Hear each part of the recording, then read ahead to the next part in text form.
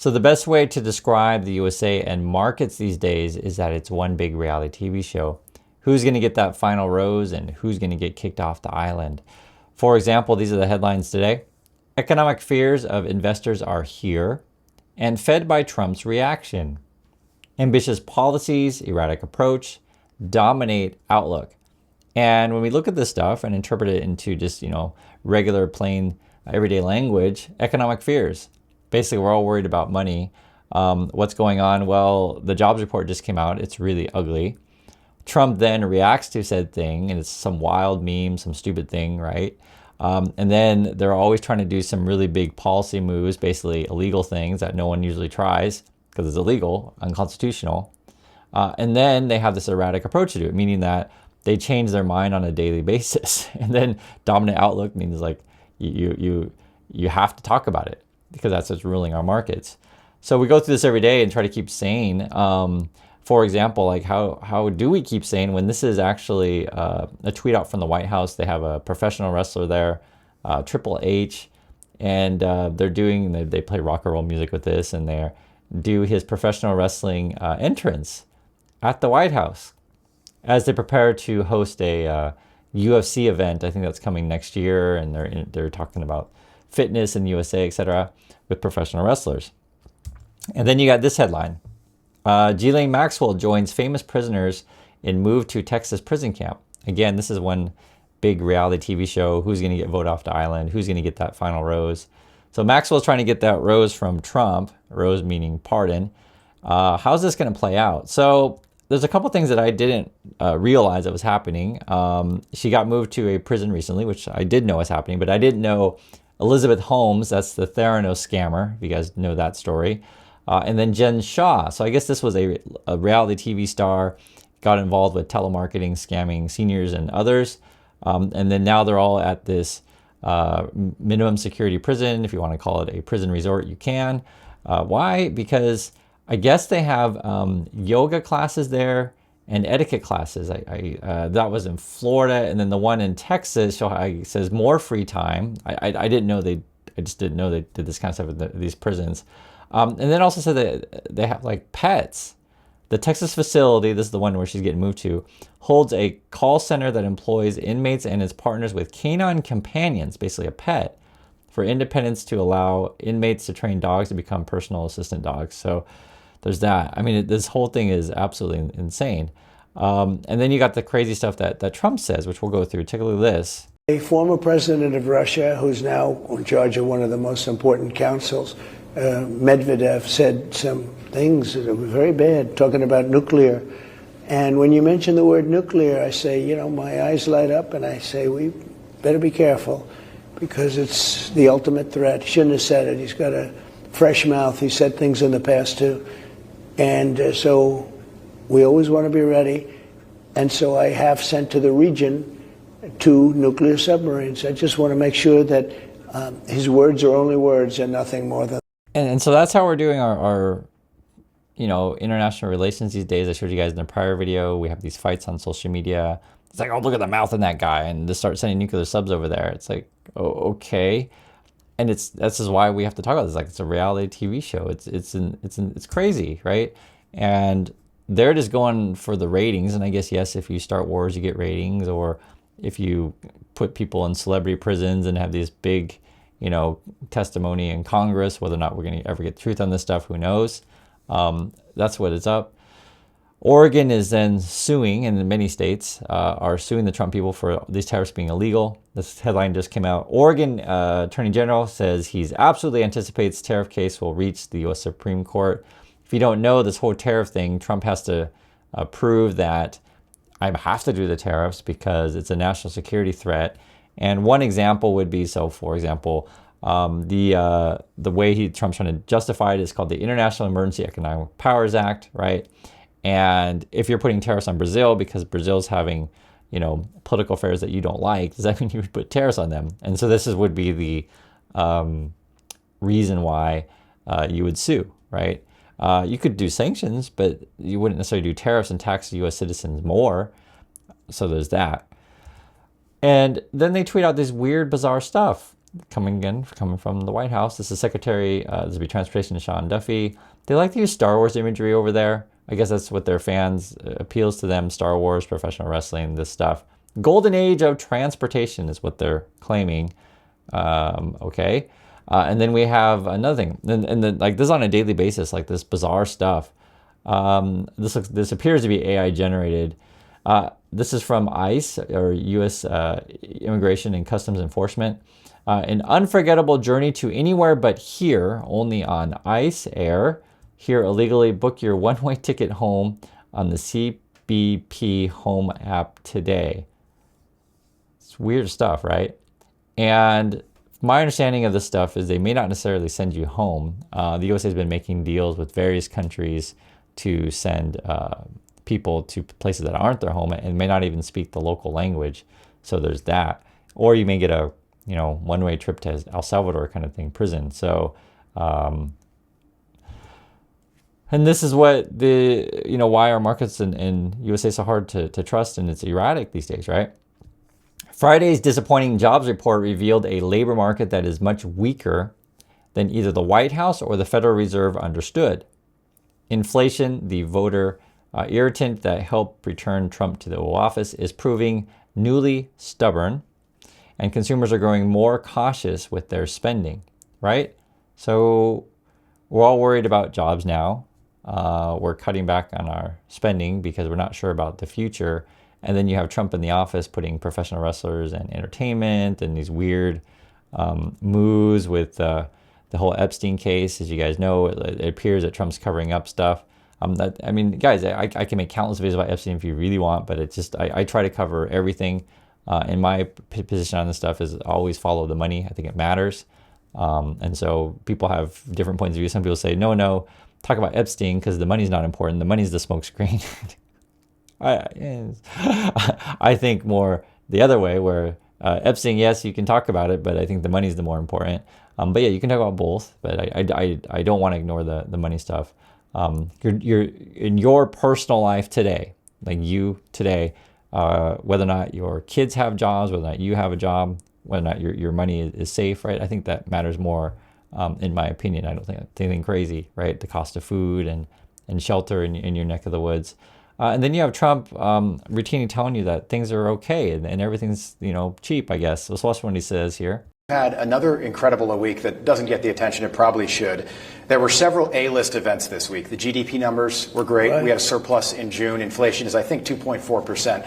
What's your message to Americans who might be concerned about paying more, perhaps even in the short term, for things that they need? Well, before the message, I have to say that I think that these numbers were incorrect today. Not that they were horrible. I've seen much worse numbers than this, but right. I think that these numbers were incorrect today because nobody saw this coming. Nobody saw the smaller numbers not only announced, but going back and restating her numbers because she made a mistake. That was the bigger numbers. So I think they're wrong. Very importantly, we have prices down.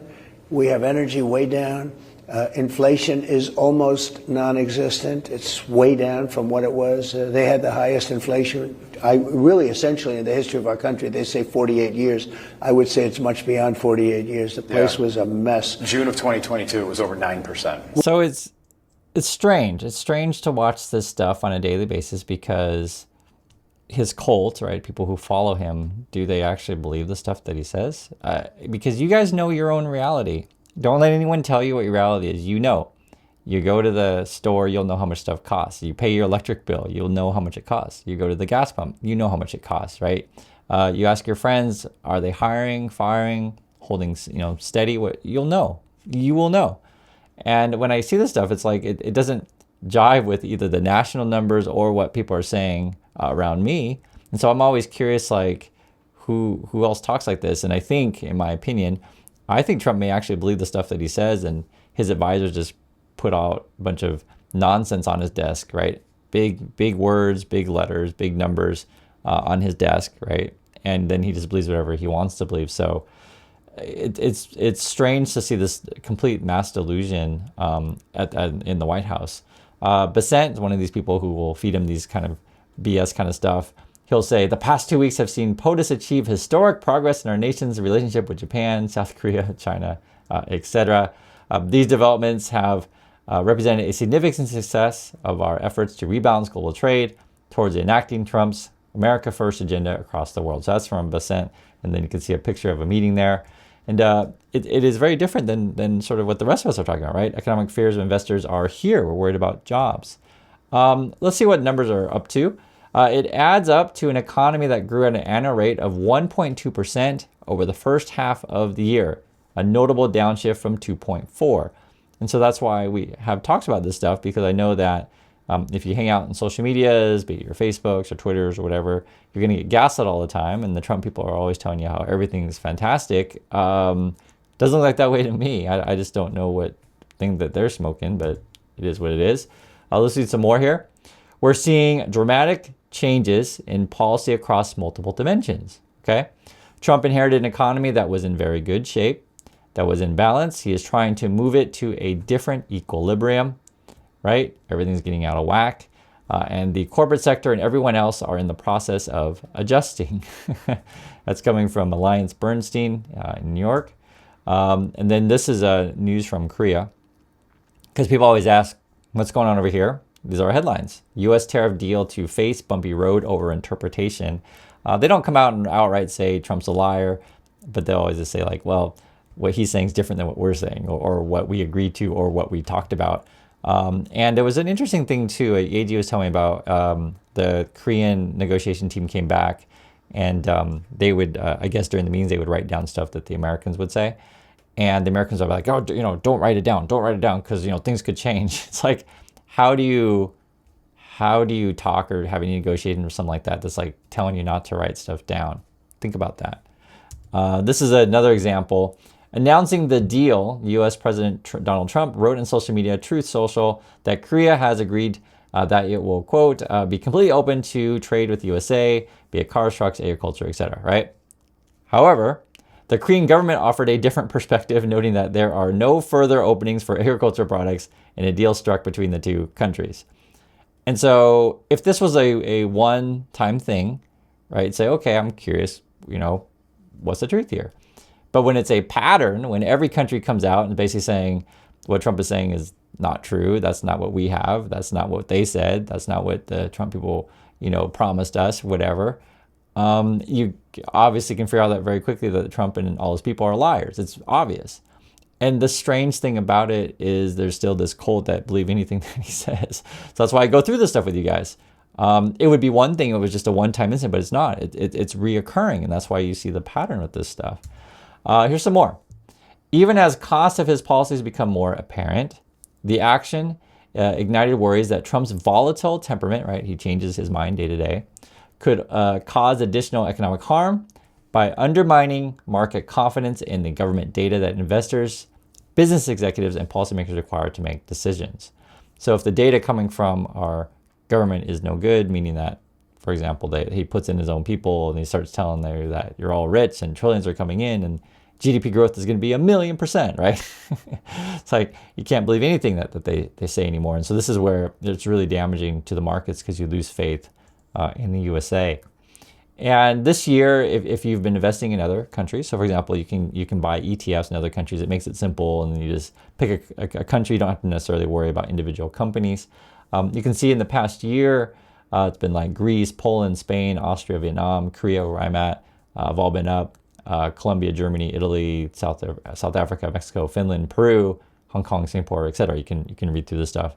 But this past week, it's been really erratic. So the past year, all these other countries have money's been flowing into there. But this past week, they all dropped due to Trump's global tariff thing. It's just like shaking up everything.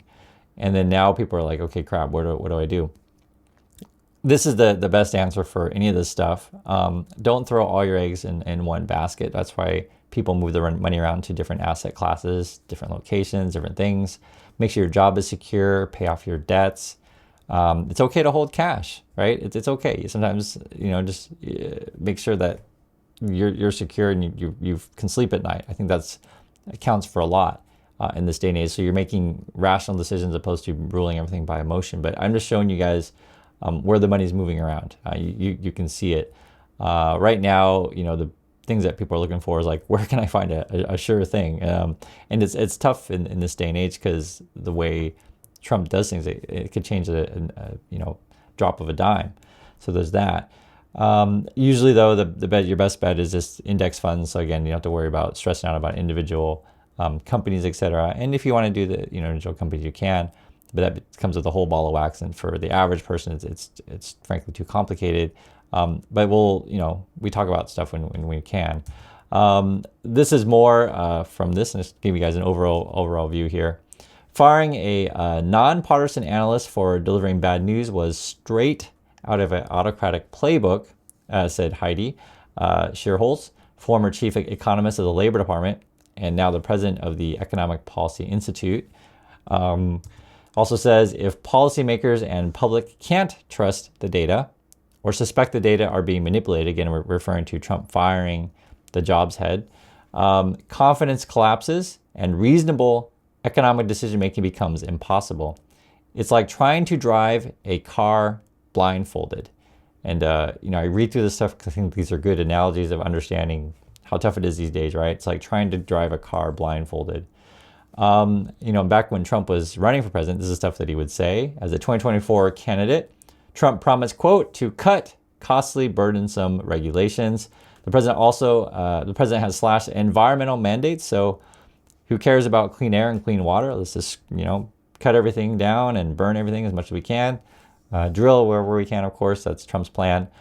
Taking largely hands-off stance towards development of artificial intelligence, right? Deregulate everything. Get all as much crypto as you can. Like it feels like when you see this stuff, are you purposely trying to destroy the USA? Are you purposely trying to destroy markets? You always wonder that with this guy. You always wonder that stuff. It's like you're purposely trying to do it. I do know that Trump, his main goal is just put money in his pocket. That stuff's pretty obvious. But just want to make sure it's obvious to you, because I know if you have Trumpers in your life, that maybe they live in some alternate reality. I haven't watched one of my videos. I'm just curious how they would react. Like when the national numbers or just people on the general street are saying it's really tough out there and Trump doesn't make sense and Trump is hurting us, right? How do Trumpers respond? So for example, this is a good example. So this is a coffee shop. Listen to what someone who owns a coffee shop has to say.